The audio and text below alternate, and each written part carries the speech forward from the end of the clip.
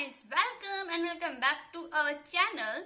सो guys, जैसे बहुत से दिनों से मेरे पास एक कमेंट आ रहा था मुस्कान सिंह का। इनका कमेंट था कि हम NCERT Hindi to English transfer होते समय एनसीईआरटी को कैसे समझें, क्योंकि पढ़ाई तो टीचर पढ़ा रहे हैं, हम पढ़ रहे हैं, लेकिन एनसीईआरटी जब सेल्फ रीड करनी हो तब हम कैसे पढ़ें। तो ये वीडियो पूरी उसी भी होने वाली है। तो मैं यहाँ पे अपना एक्सपीरियंस बता रही हूँ कि मैंने कैसे किया था। तो सबसे पहले तो आपको डायरेक्टली एनसीईआरटी पे जंप नहीं करना चाहिए। जैसे कि आपको जब टीचर ने जो चीज पढ़ाया है, पहले आपको वो समझ में आना चाहिए, उसके कॉन्सेप्ट माइंड में होने चाहिए, और एटलीस्ट जो सर पढ़ाते हैं ना उसको 2-3 बार उस नोट्स को आप रिवाइज कर लो। क्योंकि डायरेक्टली अगर आप डायरेक्टली एनसीईआरटी पे जंप कर दोगे ना, तो पहले हिंदी के बाद होने के बाद तुरंत इंग्लिश काफी ज्यादा प्रॉब्लम करती है। कई बार हमें स्टेटमेंट की मीनिंग नहीं समझ में आती, कई बार वर्ड समझ अटका देते हैं। तो ऐसा नहीं करना है। आप सबसे पहले जो टीचर हमें पढ़ा रहे हैं उसको कम से कम 2-3 बार रिवाइज कर लो। उसके बाद में आप एनसीईआरटी लेकर बैठो। ठीक है, एनसीईआरटी लेकर बैठने पे भी जैसे मेरी इंग्लिश थोड़ी ठीक थी, तो मेरे लिए दैट उसको पढ़ने का मैनेज करना हो गया था। बट जैसे अगर आपकी इंग्लिश वीक है तो आप क्या करो कि आप हिंदी मीडियम से थे, आपके पास हिंदी की बुक होगी और इंग्लिश में आपने अब ली होगी, तो आप दोनों के साथ रख लो। आप स्टेटमेंट पढ़ो, एनसीईआरटी की एक लाइन को पढ़ो। उसके बाद में अगर आपको समझ में आ रहा है तो वेल एंड गुड, और अगर नहीं समझ में आ रहा है तो आप उसे हिंदी की बुक में देखो। हिंदी में आपको डायरेक्ट मीनिंग समझ में आ जाएगी उसकी। उस मीनिंग को समझने के बाद फिर आप इंग्लिश वाली पढ़ो।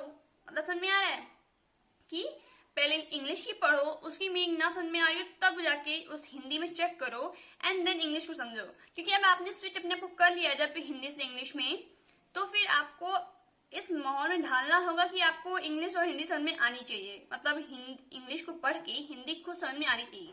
सो गाइस, जैसे कि आप सब जानते हो, नीट में डायरेक्टली क्वेश्चन एनसीईआरटी की लाइन से होते हैं। तो उसके लिए आप यूज़ कर सकते हो मेमोनीट ऐप, जहां आप एनसीईआरटी को याद भी कर सकते हो और एसेशन रीजन टाइप की क्वेश्चन करके अपने कॉन्सेप्ट को स्ट्रॉन्ग भी कर सकते हो।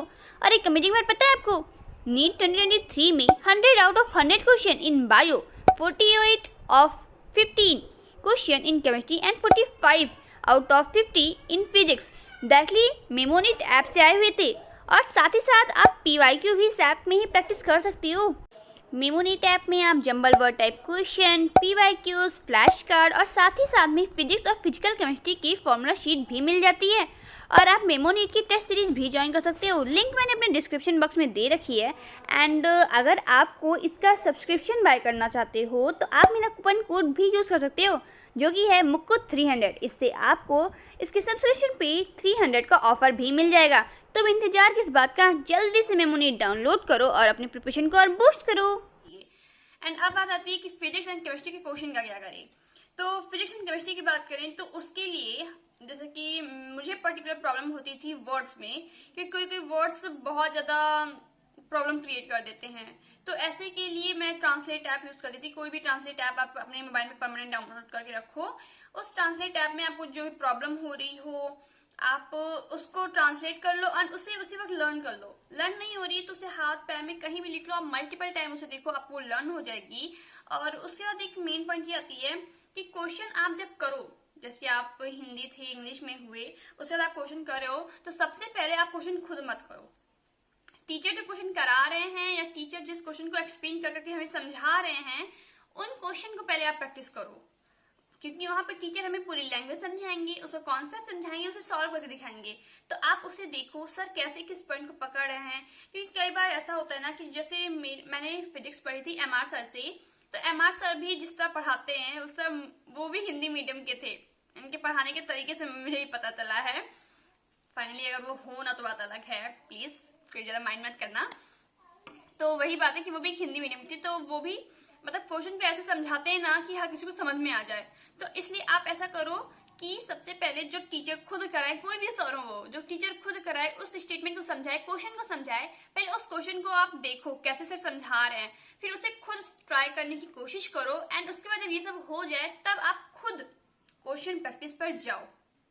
ठीक, बस इतना करो, आपको धीरे धीरे धीरे धीरे क्वेश्चन समझ में आने लगेंगे। एंड फिजिक्स एंड केमिस्ट्री की बात करें तो ये कोई भी हिंदी मीडियम वाला हो या इंग्लिश मीडियम वाला, प्रॉब्लम सबको होती है।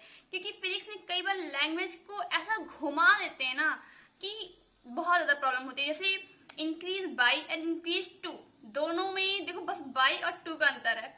अब हम यहाँ पे कंफ्यूजन बहुत ज्यादा हो जाती है, बट दिस इज बार नीट 2023 में भी ऐसा क्वेश्चन आया था, बाई और टू का गेम। तो इन सब चीजों को थोड़ा सा ध्यान रख के अपने आप को इस माहौल में ढालने की कोशिश करो। एंड अगर आपको ज्यादा प्रॉब्लम होती है तो आप ट्रांसलेशन का मतलब पूरे सेंटेंस को ट्रांसलेट कर लो, ऐसे करो। या फिर अगर आपकी इंग्लिश ज़्यादा वीक है तो आपको स्विच नहीं होना चाहिए था।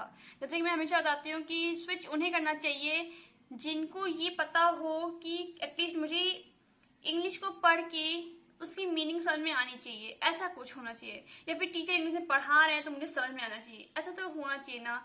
अब ये नहीं हो सकता ना कि आपकी इंग्लिश बहुत वीक हो, आप डायरेक्ट स्विच कर लो, काफ़ी ज़्यादा प्रॉब्लम हो जाएगी ना। वही मैंने बोला। तो चलिए ठीक है, इस वीडियो में इतना ही। आई थिंक आपको हेल्प हुआ होगा। मुस्कान सिंह आपका बहुत ज़्यादा कमेंट था, सो मैंने ये वीडियो स्पेशली आपके कहने पे बनाई है। तो अगर आपको कोई और प्रॉब्लम हो तो कमेंट में कमेंट कर दीजिएगा, मैं ऐसे ही छोटी छोटी वीडियो बनाती रहूँगी।